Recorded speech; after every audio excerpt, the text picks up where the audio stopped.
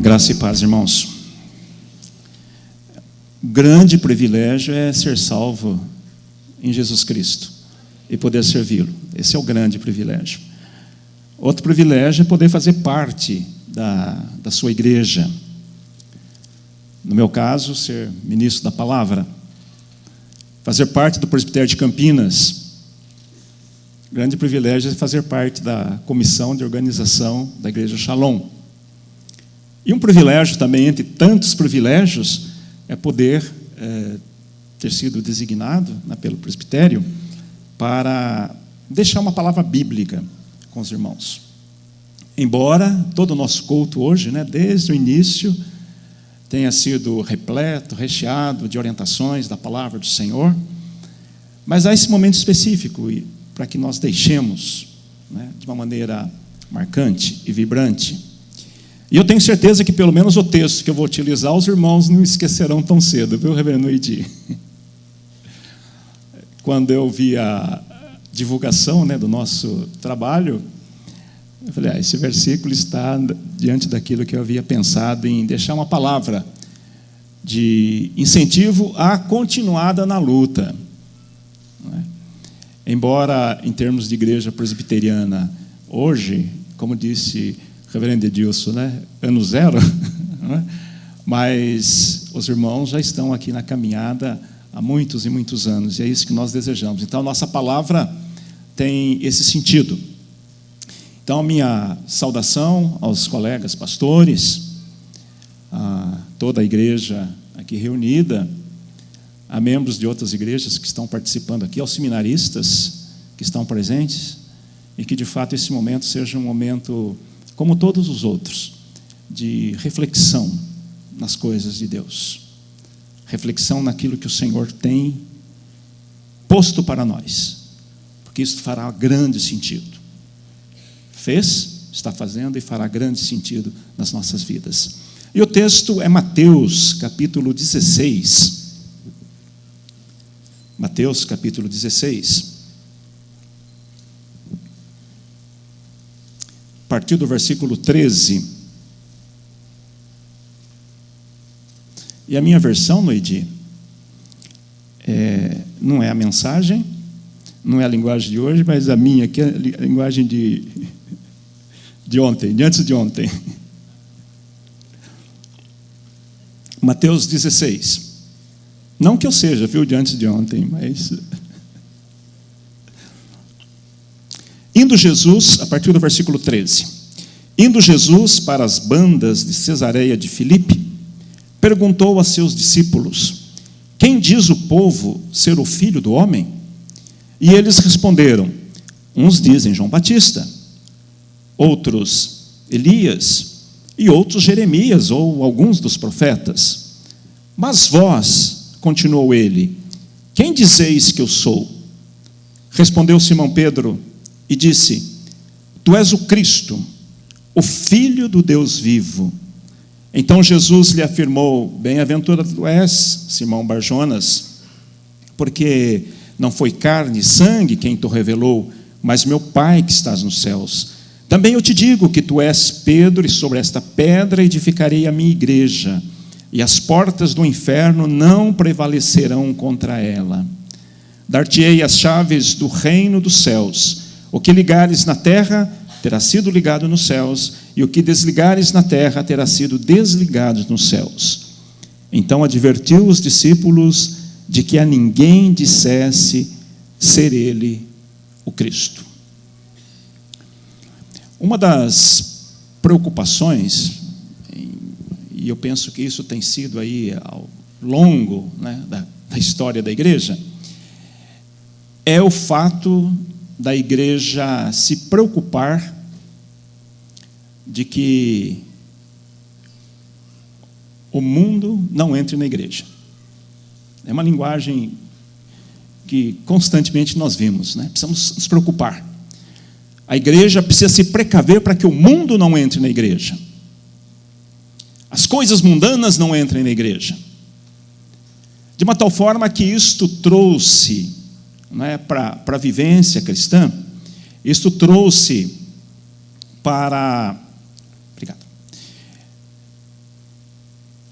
a experiência cristã, isto ficou de uma tal forma impregnado na nossa mente que virou quase que uma ideologia cristã, o sentido de se precaver contra as coisas do mundo. Isso é importante, nós temos que ter essa preocupação. Mas o resultado disso é que, num certo sentido, a igreja parece que ficou enclausurada, somos salvos e nos trancamos em algum lugar, à espera do próximo metrô que nos leve para o céu, mas nós ficamos quase que colocados num reduto, de uma tal maneira que precisamos nos precaver ali, porque as coisas mundanas, as coisas erradas, as coisas infernais estão aí. Então nós precisamos nos precaver. E Jesus, como sabia, né, todas as experiências que teríamos, Ele nos dá esta palavra. Deu aquela palavra aos discípulos de então e elas nos servem hoje. As portas do inferno não prevalecerão contra a igreja. O que Cristo nos traz com esta palavra é uma subversão dessa mentalidade, e vamos dizer, dessa ideologia cristã, de que nós temos que ficar retraídos, com medo, acuados. Mas a subversão que Cristo traz é o contrário. Nós é que avançamos. As portas do inferno não prevalecerão. É a igreja que avança. São outras forças. São as forças infernais que devem ficar acuadas. Porque a igreja é que avança. É interessante que esse texto escrito por Mateus retrata um momento na vida de Jesus que é quase que um momento de que Jesus faz uma conscientização para os seus discípulos, aqueles mais próximos, do que de fato estava acontecendo. Nós, nessa altura do texto bíblico, percebemos que a popularidade de Jesus estava em alta. Muitos milagres, as mensagens, uns procurando a Jesus exatamente com o coração aberto, desejoso de uma renovação de vida, outros apenas interessados nas boas palavras, numa mensagem de esperança, outros interessados nos milagres, na prosperidade da vida, enfim, era um grupo grande que se aproximava de Cristo. Então é o momento da popularidade de Jesus. Só que viria um outro momento, que seria justamente o momento da perseguição, o momento em que Jesus enfrentaria as oposições, não só políticas, mas inclusive as oposições eclesiásticas, religiosas, a liderança da época, e, em certa medida, motivados pela liderança dos judeus, até mesmo a oposição do império contra ele. Então, nesta passagem, Jesus tem essa conversa com os discípulos, justamente para conscientizá-los do que é que está acontecendo. Daí que Jesus faz, então, essa pergunta para os discípulos: o que estão dizendo por aí sobre mim? E daí eles respondem, conforme nós lemos no texto. Mas daí Jesus quer saber exatamente, Jesus não quer uma resposta coletiva, Jesus não quer uma resposta formal, não quer uma resposta decorada, não quer simplesmente saber o que é que outros estão dizendo. Jesus diz: mas vós especificamente, o que é que vocês pensam, entendem? Daí Pedro, e como sempre Pedro, toma a palavra à frente dos outros e diz: olha, tu és o Cristo, o Filho do Deus vivo. Aí então é que Jesus traz esta palavra sobre, de fato, o que ele é, o que ele significa e o avanço da igreja. Tanto que, se vocês depois observarem o versículo 21, depois desse momento de conscientização, Mateus registra que Depois desse tempo, começou Jesus Cristo a mostrar a seus discípulos que ele era necessário seguir para Jerusalém. Seguir para Jerusalém e sofrer muitas coisas dos anciãos, dos principais sacerdotes, enfim. Aí parece que a ficha cai, né? Ficha do meu tempo, né, Noedi? Parece que conecta, né? Pegou a linha. Conectou. Mas tem esse momento do texto que nós lemos, que eu acho que é interessante, de tempo em tempo, a igreja rever. Estamos fazendo isso aqui no marco, né, festivo da organização dessa igreja. Mas de tempo em tempo é a importância dessa reflexão. As portas infernais, as portas do inferno, não vão resistir à igreja de Jesus Cristo. Por causa do impacto da sua atuação. Uma mentalidade que em certos tempos também, em certos lugares é esquecida, é da visão global, holística da igreja.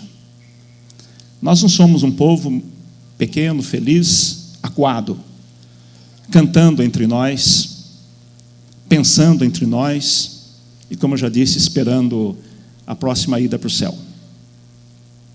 A igreja é a igreja que sai, que atua. E essa atuação tem um impacto.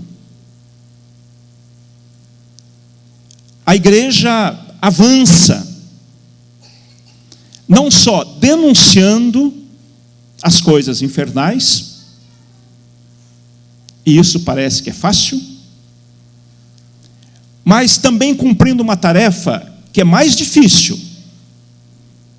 mas penso mais eficaz, que é vivenciando as coisas não infernais. Então, quando no nosso dia a dia nós vivenciamos o Evangelho em sua totalidade e com integridade, nós estamos contribuindo para o avanço da igreja. Então, as portas do inferno não prevalecerão por causa do impacto da atuação da igreja. E isto passa, meus irmãos, por inclusive uma concepção diferente acerca do que o Senhor Jesus Cristo quer de nós. Geralmente nós temos ouvido sempre aquela expressão, Deus nos separa, né? Parece que Deus nos tira de algum lugar, né? Deus nos acumula e nos ajunta a um determinado outro. Mas é sempre interessante notar que todas as chamadas bíblicas, começando lá por Abraão e prosseguindo a própria missão de Jesus e até os nossos dias, realmente o Senhor nos separa para alguma coisa. O Senhor nos chama para alguma coisa, não para nós ficarmos retraídos, não para ficarmos encurralados. Deus nos chama para agir. Segundo as estatísticas, né? Depende da concepção, depende da leitura, Campinas, né, a cidade que nós estamos inseridos, tem 20% de evangélicos, né?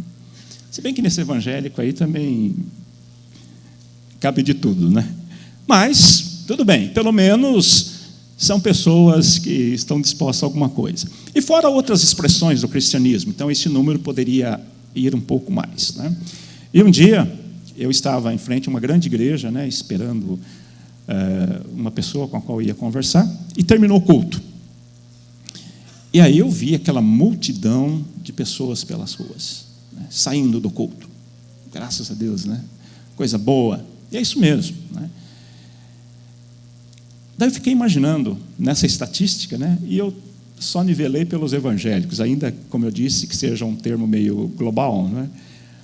Eu fiquei imaginando, olha, em cada 10 grupos, 2, né, segundo a estatística, estão comprometidos com as causas de Cristo. Pelo menos 2 pessoas. E eu vendo aquela multidão pela rua, eu fiquei imaginando, olha, essa semana vai ser uma coisa fenomenal. E eu fico imaginando, se nós realmente cumprirmos, né? Ainda que sejamos apenas os 20%, não é? Se nós cumprirmos e entendermos que a igreja tem um impacto, eu penso que as coisas serão diferentes. Mas além do impacto da atuação, uma outra coisa que aparece aqui nesse texto é a solidez da edificação dessa igreja. Porque se ficarmos apenas pensando nesse primeiro ponto, impacto da atuação, qualquer grupo pode causar impacto. Qualquer tipo de empreendimento pode causar impacto. Mas o que nós encontramos aqui é a solidez da edificação da igreja de Cristo. Em suma, né, o reverendo Noedi resolve depois a questão das chaves do céu, a questão do Pedro, é Pedro, não é Pedro e tal. Eu quero fazer uma síntese disso tudo. Em suma, a igreja está edificada na pessoa de Jesus Cristo, que não teve começo. Cristo é eterno, é o Deus Filho eterno. A igreja está solidificada nele. E nessa briga de quem é a pedra, quem não é a pedra, não é? O próprio apóstolo Pedro nos ajuda, dizendo que Cristo é a pedra fundamental. Ou seja, Cristo é a base. E não só fundamental, o apóstolo Pedro, para dizer que o importante não é o alicerce, mas é toda a estrutura, ele fala da pedra angular. E os engenheiros, os pedreiros, os construtores sabem disso, né? Que é que dá o direcionamento para a obra. Não só a base, não só o alicerce, mas a sustentação. E é por isso que quando Pedro diz, tu és o Cristo, o Filho do Deus vivo, é sobre essa temática que é a ênfase. Ou seja, é a pessoa de Jesus Cristo que é a base e a sustentação da igreja. É por isso que tem diversos textos bíblicos que nos levam a refletir sobre isto. Nós não estamos soltos, nós fazemos parte. E por isso que é importante, não é, Noedi? Todos os membros da Shalom estarem nesse empreendimento. E dizia um velho professor meu do seminário, Pedro é uma pedra entre as pedras sobre a pedra, que é Jesus Cristo. Então, o ponto central aqui é a solidez da edificação da igreja, que é o próprio Jesus Cristo. E é por isso que Jesus Cristo, quando estava nas suas últimas palavras, aqui presente, antes da Assunção, ele fala do poder que ele deixaria, através do Espírito Santo, e fala da sua presença contínua conosco, através do Espírito Santo também. E aqui nesse texto, quando ele se refere a essa declaração, a essa afirmação de Pedro, ele diz, traduzindo o que Cristo disse, né? Olha, Pedro, você está certo, mas isso simplesmente não nasceu da sua formulação teológica. Isso não nasceu do bate-papo entre vocês. Quem deu essa certeza, essa convicção para vocês, quem revelou isso para vocês, é o Pai que está nos céus. Então nós temos aqui a Trindade, dando solidez à edificação da igreja. É Cristo,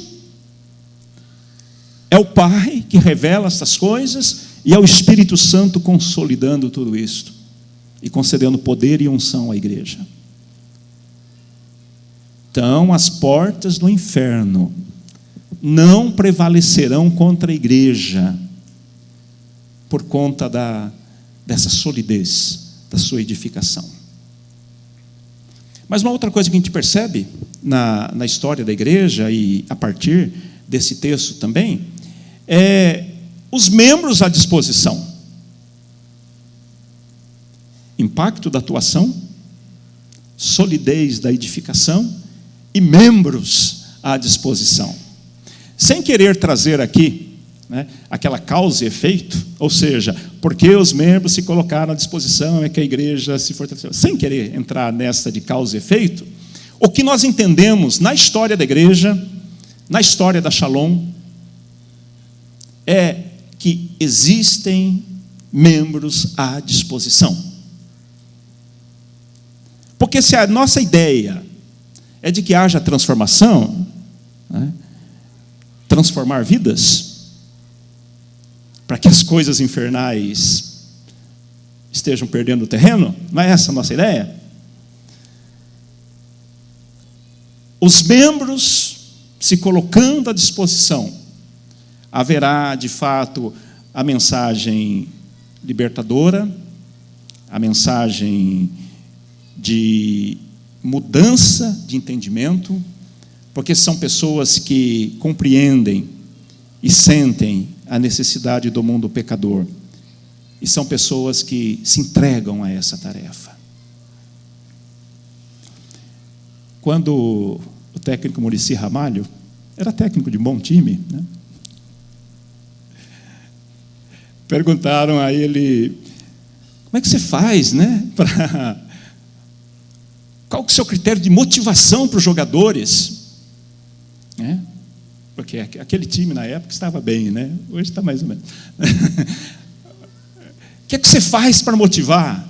Daí o Muricy, com toda aquela simpatia dele, característica, ele diz o seguinte: o jogador está num dos melhores times, não só do país, mas do mundo.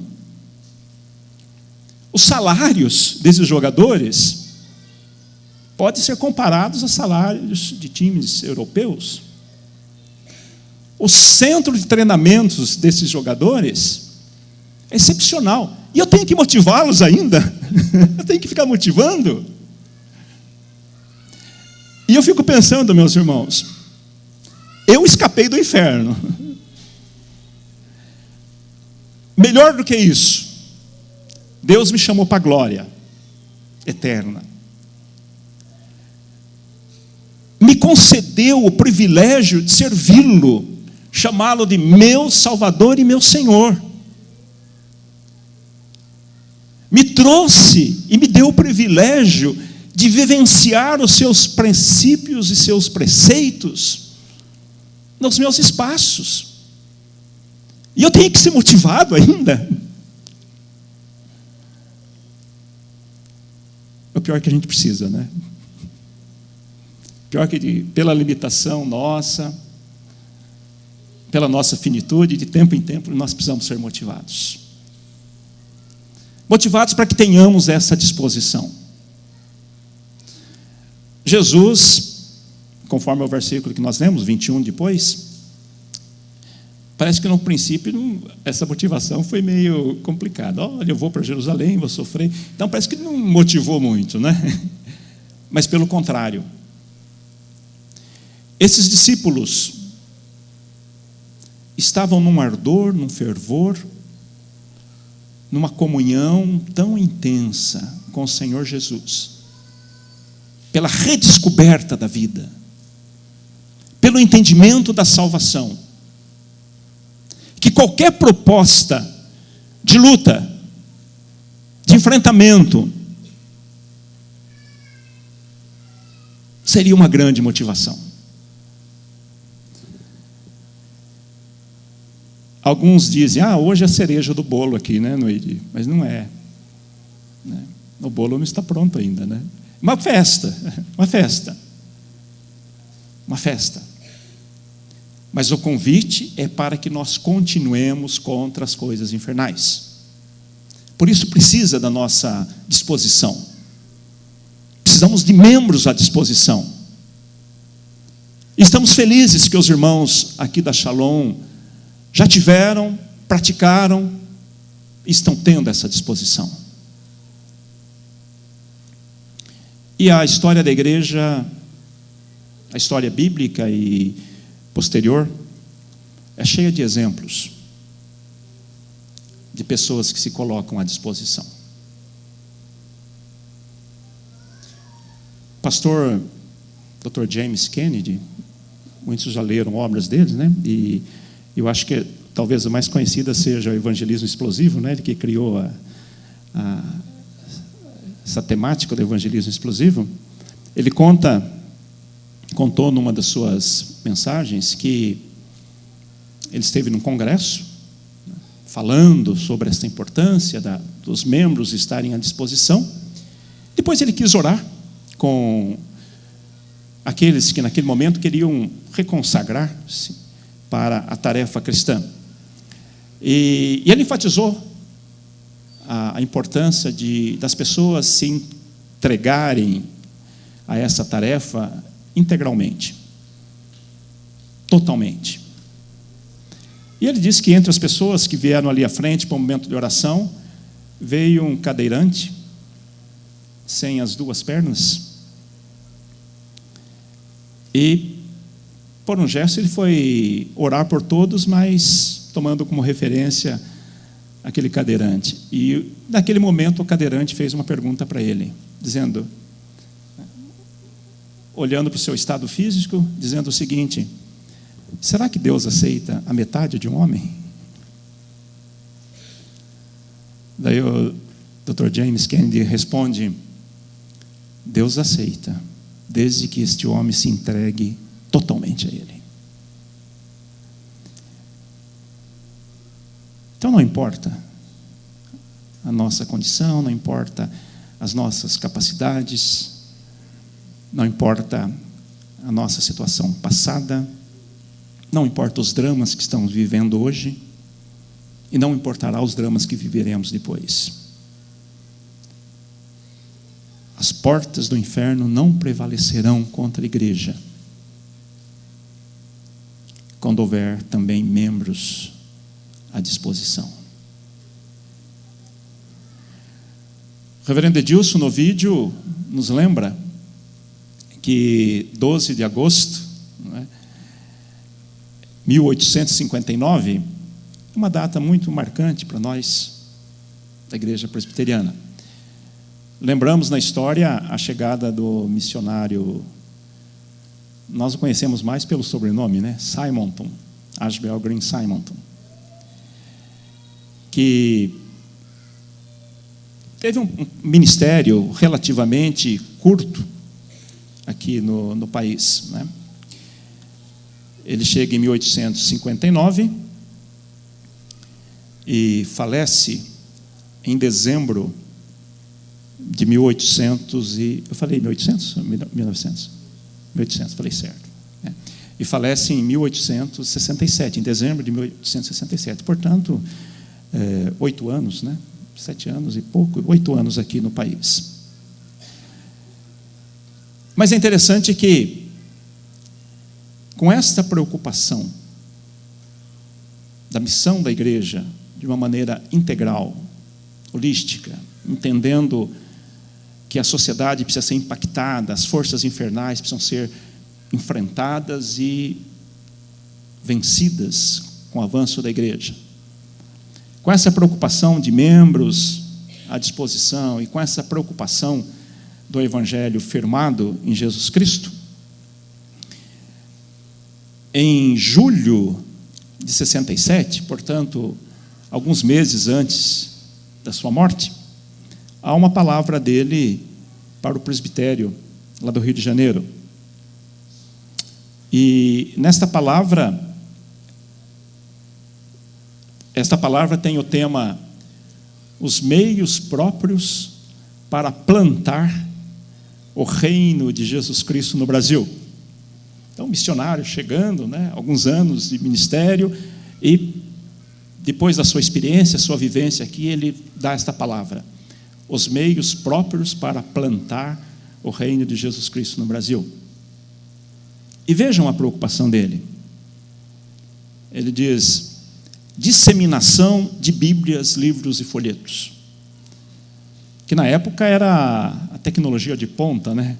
Da mídia. Conversa com amigos e convite para os cultos. Então aqui era o crente se comprometendo a conversar com os amigos. E ele até aconselhava a ter amigos não crentes. Conversa com os amigos e convidando-os para o culto público. A preparação de ministros, pregadores da palavra. Escola para filhos de crentes. E aqui a preocupação tem algumas vertentes. Primeiro, porque a discriminação, né, dos filhos dos protestantes. Segundo, a mão de obra infantil, né? As crianças eram mais úteis, né, para o trabalho do que encaminhá-los para a escola. E terceiro, a elitização da escola, né? Só estudava, né, só ia para a escola os filhos da nobreza da época. Então Simon, com essa preocupação, ele fala da escola para os filhos do crentes. E eu deixei por último o primeiro ponto dele. O primeiro ponto da mensagem dele era a boa e santa vida de cada crente. Não é a boa vida só, não. A boa e santa vida de cada crente. Então me parece que nessa mensagem Simon está falando da necessidade de instituições sociais, educação teológica, meios de comunicação, testemunho cristão e pregação da palavra. Parece que ele está vivendo hoje aqui conosco. E nós damos graças a Deus porque a Shalom, né, daquilo que nós conhecemos, e se muita coisa nós sabemos sobre a Shalom, não é porque ouvimos dizer, né, mas é porque os meios de comunicação estão sendo bem aproveitados, porque a ação de interesse da igreja para com os grupos sociais tem acontecido, tanto que ontem o nosso relator, o reverendo Ricardo, até se lembrou, né? Até nos lembrou de que às vezes em algumas igrejas nós temos a preocupação, né? Será que tem pelo menos 3 irmãos para compor a junta diaconal, né? E aqui, né, no Noidi, nós temos 12 diáconos. Ou seja, então há essa preocupação, essa visão global, holística da igreja, isso é importante. Pregação da palavra. A igreja sempre se preocupou em ter um pastor, alguém que estivesse orientando, ministrando a palavra. Mas, acima de tudo, a boa vida de vocês, a boa e santa vida de vocês.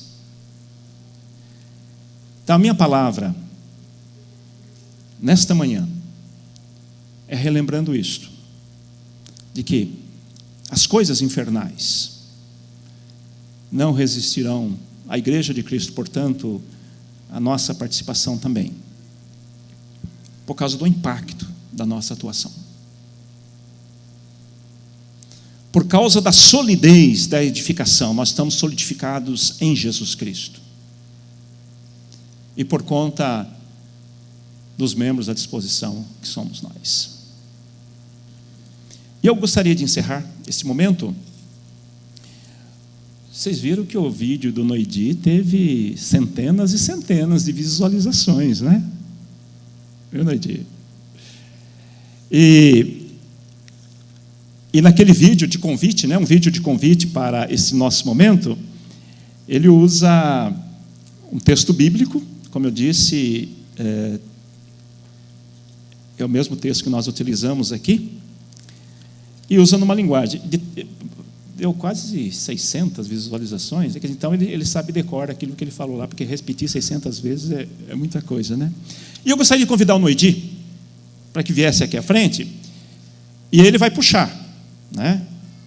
E a igreja vai repetir naquela linguagem que foi utilizada.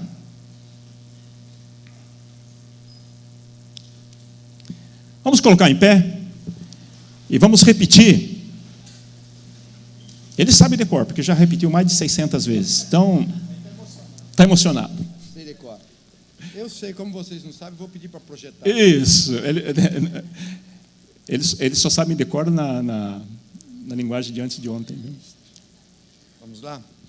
Eu vou edificar minha igreja, uma igreja tão exuberante e tão cheia de energia que nem as portas do inferno serão capazes de obstruir o seu avanço. Amém? Que o Senhor nos abençoe a todos. Amém. Os irmãos podem se sentar.